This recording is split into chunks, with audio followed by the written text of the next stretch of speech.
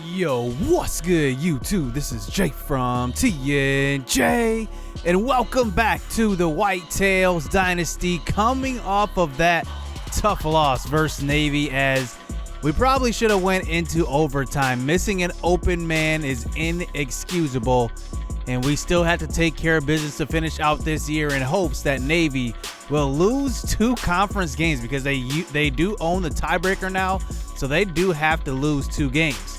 So in this episode, we're going into a doubleheader versus Iowa, and the second team will be next in the snow, and that will be Appalachian State.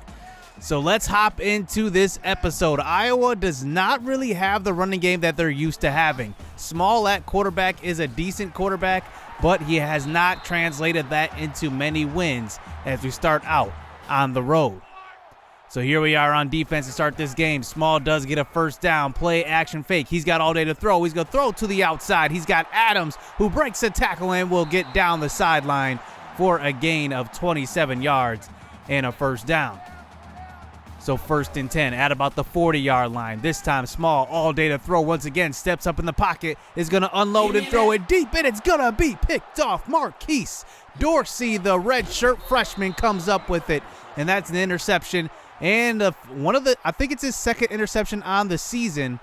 And here we are, once again on offense with a chance to take a first quarter lead.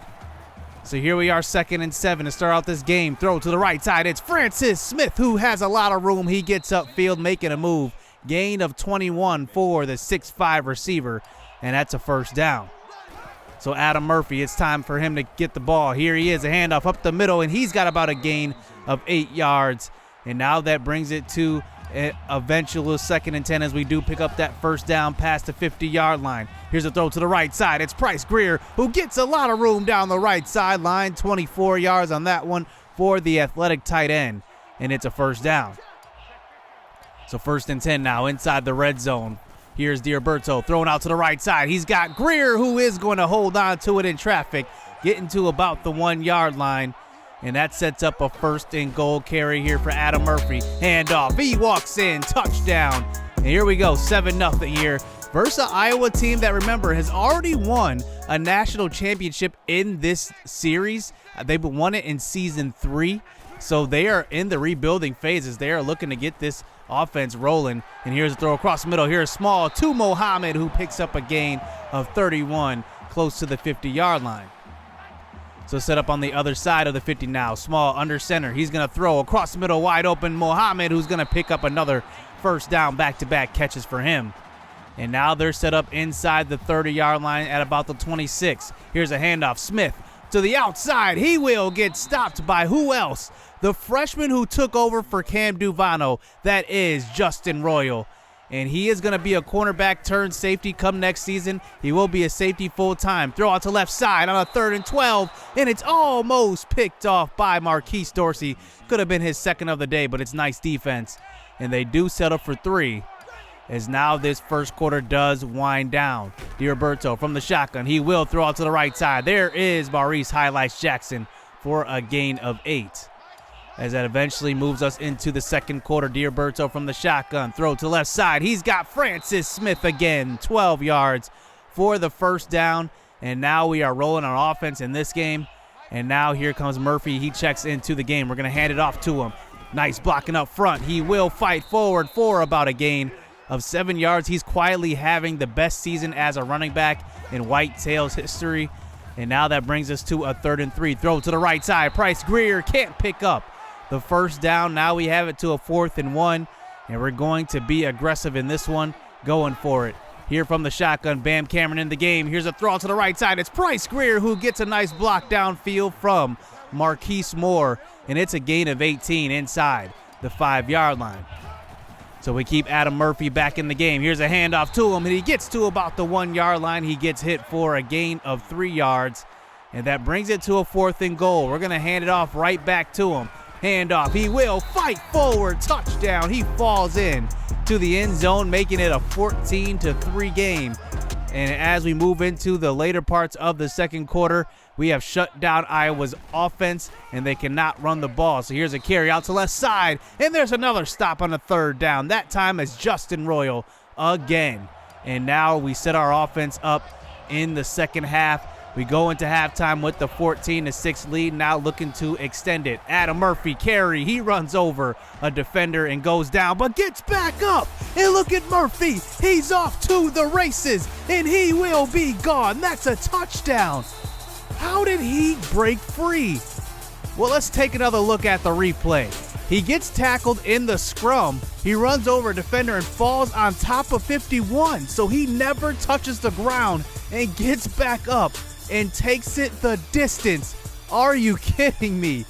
Look at that. I mean, he lays across two defenders, gets back up, and just breaks free. And that's a big-time touchdown, probably the best touchdown run in this entire series.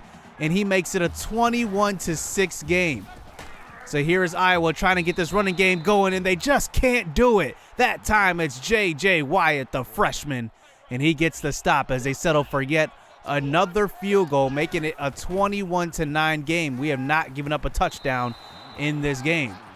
So here's Xavier Storm, this time getting going on offense. He picks up about a gain of 6, and that brings it to a 3rd and 4. D'Roberto, wide open. Storm, he will get it. That's a first down to about the 47-yard line, and he's got 2 catches for 15 yards. He's been quiet in this game. D'Roberto this time going to throw it to the right side. Storm again. He's starting to get going now in the third quarter. That's another gain of 8. So 2nd and 2 this time. 2 minutes left here in the third quarter. Quick throw across the middle. Bryce Greer gets hit hard by the safety, but it's a gain of 13. He's closing in on a 100-yard day. So 1st and 10 this time. D'Roberto will move to the right side, and he's going to probably take it himself. No, he will throw it, and that's Maurice Jackson. Gain of 7 yards as that brings it inside the 20-yard line for a 2nd and 3. D'Roberto going to throw out to the right side. He's got Xavier Storm. Touchdown. You can't keep him down for long. That's a gain of 18. And look at that. With that one, he passes Marlon Yarbrough for the most career receiving touchdowns with 32, and he's got a whole nother season to go. Marlon Yarbrough had 31, and we all remember that immaculate career by Yarbrough. So take a look at the early development here in the studio update. Marquette is losing to Michigan. So if they lose that game, they are 1 loss away from possibly giving up that top spot. And also that undefeated record is in jeopardy there, as now we do get a stop and we come back on offense to start the fourth quarter. Here is D'Roberto, throw across the middle, and it's going to be caught once again, and it's a first down. So 7.5 minutes left. Here's a draw play. This time Bam Cameron's in the game instead of Adam Murphy. He picks up a gain of 8 yards and almost a first down. As we bring it to a 3rd and 2, we bring Adam Murphy back into the game, and look at him breaking a tackle, fighting forward. Gain of 7. He's tough to take down. He's over 100 yards, 3 touchdowns in this one. So 5.5 minutes left here in this game. Quick throw. Bryce Greer open, a lot of room, and look at him. He's tough to take down as well. 35 yards, well over 100 yards on that one. And now we're set up inside the 15-yard line, under 3 minutes left here in this game, and in command on the road. Here's D'Roberto scrambling out to the right side. He's going to try to get rid of it, but gets tripped up, and that's a loss of 6 yards, bringing it to a 2nd and long here at about the 16-yard line. This time, D'Roberto tries to throw to the right side. There is Xavier Storm. He gets a little bit of it back. That's a gain of 9 yards. So 3rd and 8 this time. He's running Greer in motion to block. Here he is. Throw to the right side. It's Storm again. Touchdown. His 2nd of the day. Doesn't have the yardage in this one, but the touchdowns, he's got multiple, and that one will seal this game up. Iowa never had a chance in this one. Adam Murphy does a number with that big-time run. Only 12 carries, over 119 yards, but D'Roberto lights up their defense as well. 2 touchdown passes, over 300 yards in this one, so it was a great balanced game as Bam Cameron got 2 carries, only 11 yards, but I want to get him the ball some more because he is in a lot of shotgun plays, but he does get a lot of at least targets out of the backfield. Price Greer goes over 100 yards, though, 143. That's a big game from Price Greer. Maurice Jackson in the slot has 72 yards receiving. And then Justin Royal. Is there a more surprising player down the stretch than Justin Royal? Maybe not. Maybe Anderson Reed has something to say about that, but Justin Royal has stepped up in the place of Cam Duvano after taking his spot, and he has just shown what he can do. So now let's check around the Big Ten as we take a look at the results of the Marquette and Michigan game. And Marquette loses their first game 35-30 in a shootout, over 400 total yards of offense for both teams. And that's not it. Navy loses to Nebraska 21-26. So maybe our dream is starting to come true because we need Navy to lose 2 games. But take a look.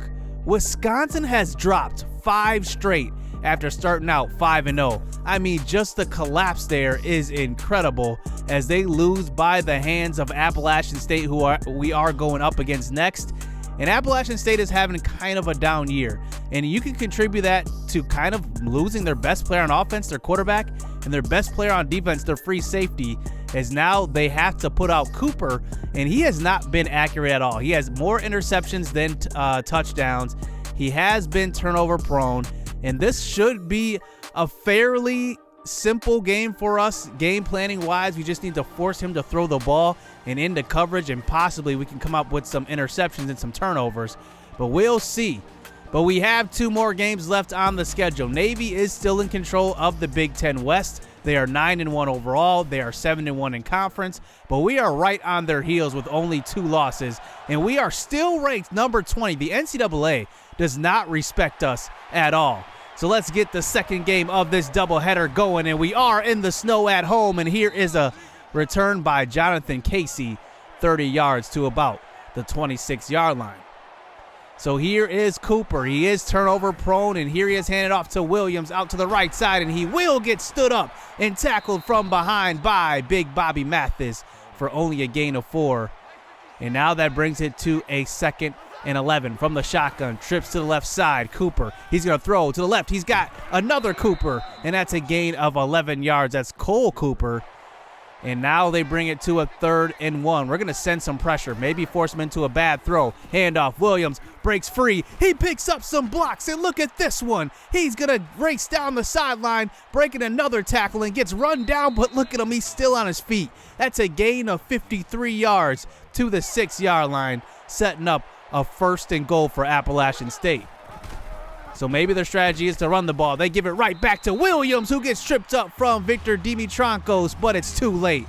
It's 7 yards, touchdown, and Appalachian State takes the lead. So Xavier Storm has run back a return for a touchdown earlier this season. This time, he gets down the left sideline and does break free, and he gets pushed out at about the 48-yard line. He is an excellent returner for our offense. So here is Murphy on the next carry to start it out, and he gets walloped in the backfield, and he will actually be shaken up on that one. So in comes Julian Gonzalez, the backup running back. So he does line up behind DiRoberto. Throw out to left side. That's going to be Maurice Jackson, who picks up a gain of 13 and a 1st down. And now that moves us to about the 38-yard line, just out of field goal range. Here's DiRoberto scrambling out to the right side. He will get rid of it and finds Marquise Moore, the former high school quarterback, for 8 yards. So now we get some news about Adam Murphy. He will be out for the first half, and here is a throw out to the right side. It's Maurice Jackson who does spin his way for a 7-yard gain and a 1st down. DiRoberto is starting to get some looks from the NFL. He is leading the league in passing, the NCAA in passing yards, and his 3rd in passing touchdowns as he finds Xavier Storm over the middle for a gain of 10. So 1st and goal. Here's a throw out to the right side. It's going to be Maurice Jackson, who is going to fight forward for 5 yards and a touchdown. And there we go. Maurice Highlights Jackson has been amazing this season in the slot. I really like what he does. He is not the speedy guy you would expect, but he gets it done. So we get a studio update, and take a look. Marquette loses its 2nd game in a row in their 2nd game in the Big Ten by Ohio State. So they moved to 9-2. It's going to get interesting in the Big Ten East come these last couple of weeks.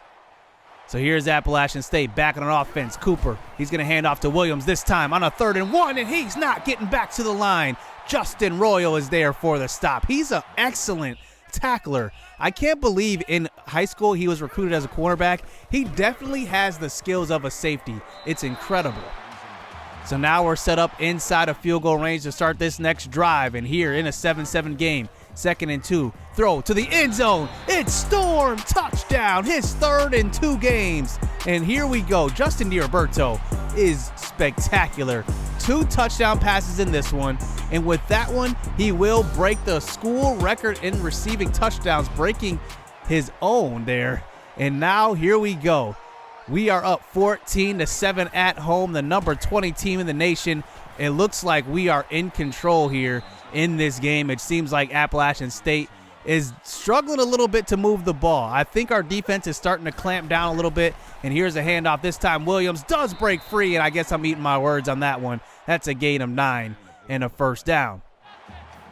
So now we start this second quarter out. They come out with 5 wide receivers. Cooper from the shotgun. He's going to throw to left side. He's got Alexander, who does get taken down, but Marquise Dorsey does use the face mask to bring him down, and now they are set up with great field position after that penalty.